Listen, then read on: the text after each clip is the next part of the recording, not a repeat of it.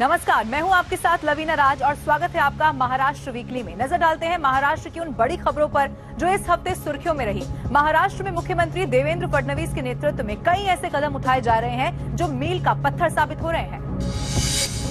मुख्यमंत्री देवेंद्र फडणवीस ने नागपुर के स्वर्गीय Bhanutai Gadkari memorial diagnostic centre का उद्घाटन करते हुए ये कहा है कि अगले 4 वर्षों में महाराष्ट्र देश की सबसे बेहतरीन स्वास्थ्य व्यवस्था वाला राज्य बनने वाला है। उनकी तरफ से कहा गया कि इस लक्ष्य को पाने के लिए न सिर्फ सरकार बल्कि स्वयंसेवी संस्थाओं और नागरिकों की भागीदारी भी बेहद जरूरी है।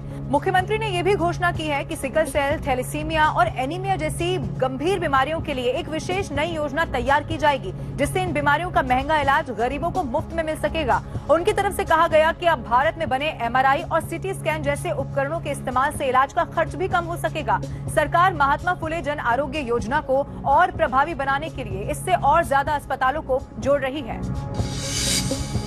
मुख्यमंत्री देवेंद्र फडणवीस की उपस्थिति में अंतर्राष्ट्रीय बाघ दिवस पर वाइल्ड ताडोबा डॉक्यूमेंट्री का ट्रेलर लॉन्च किया गया। इस अवसर पर एशियाटिक बिग कैट सोसाइटी के राष्ट्रीय पुरस्कार भी वितरित किए गए हैं। मुख्यमंत्री ने कहा है कि महाराष्ट्र सरकार वनों और वन्य जीवों की सुरक्षा को सर्वोच्च प्राथमिकता दे रही है। उनकी तरफ से ये भी बताया गया कि बाघों की संख्या बढ़ाने के साथ साथ उनके रहने के लिए जरूरी इकोसिस्टम को भी मजबूत किया जा रहा है।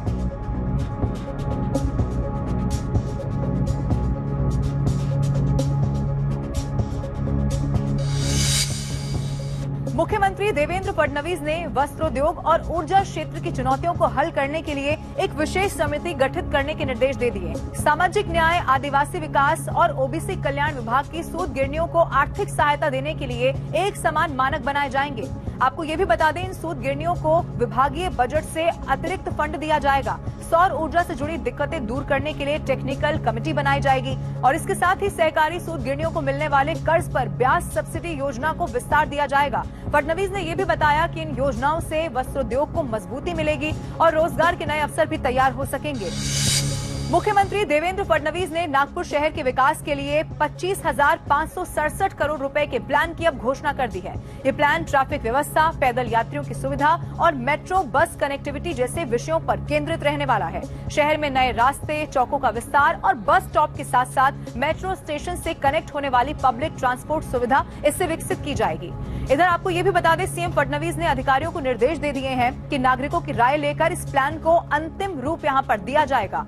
नागपुर को स्मार्ट और सुगम बनाने की दिशा में ये एक बेहद ठोस पहल मानी जा रही है। अमरावती जिले की मोजरी, वलगांव और कौंडिन्यपुर जैसे प्रसिद्ध तीर्थ स्थलों के विकास कार्यों को लेकर राज्य सरकार ने अब गंभीर रुख अपना लिया है। उप मुख्यमंत्री अजित पवार ने इन स्थलों के लिए प्रस्तावित योजनाओं का बजट 8 दिन के भीतर पेश करने के निर्देश दे दिए हैं। पवार ने कहा है कि राष्ट्र संत तुकडोजी महाराज और संत गाडगे महाराज की कर्म भूमियों का समग्र विकास अब सरकार की पहली प्राथमिकता है। कौंडिन्यपुर में रुक्मिणी माता मंदिर पर लाखों श्रद्धालुओं की आस्था जुड़ी हुई है, जिससे इस क्षेत्र का धार्मिक और पर्यटन महत्व और ज्यादा बढ़ गया है। सरकार इन स्थलों को आध्यात्मिक पर्यटन केंद्र के रूप में अब विकसित करने की दिशा में काम करेगी। राज्य सरकार इन योजनाओं से स्थानीय रोजगार को बढ़ावा देने का लक्ष्य भी लेकर चल रही है। इसी बैठक में स्थानीय जनप्रतिनिधियों और संबंधित विभागों के अधिकारियों ने भी हिस्सा लिया। दिल्ली के जवाहरलाल नेहरू विश्वविद्यालय में छत्रपति शिवाजी महाराज सामरिक और संरक्षण अध्ययन केंद्र तथा कुसुमाग्रज मराठी भाषा और संस्कृति केंद्र का उद्घाटन महाराष्ट्र के मुख्यमंत्री देवेंद्र फडणवीस के हाथों संपन्न हुआ। इस अवसर पर मराठी भाषा मंत्री उदय सामंत, जेएनयू की कुलपति प्रोफेसर शांतिश्री धुलीपुरी पंडित और तंजावुर के छत्रपति बाबाजी राजे भोसले समेत कई गणमान्य उपस्थित थे। ये केंद्र न केवल शिवाजी महाराज की रणनीतियों, युद्ध नीति और शासन शैली पर शोध को बढ़ावा देगा, बल्कि मराठी साहित्य, नाट्य और सांस्कृतिक परंपराओं को भी राष्ट्रीय मंच प्रदान करने वाला है। इस कार्यक्रम में फडणवीस ने कहा कि शिवाजी महाराज की युद्ध नीति आज भी दुनिया के लिए एक बड़ी प्रेरणा है। इस केंद्र के माध्यम से देश भर के छात्रों को महाराष्ट्र की गौरवशाली परंपराओं से जोड़ा जा सकेगा। छत्रपती शिवाजी महाराजांनी ज्या प्रकारे युद्धनीतीचा अवलंब केला, त्या युद्धनीतीचं कौतुक हे आजही जगभरामध्ये होतं।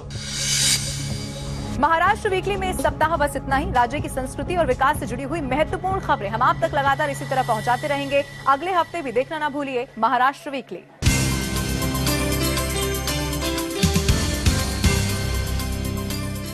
आप देख रहे हैं न्यूज़ 18 इंडिया।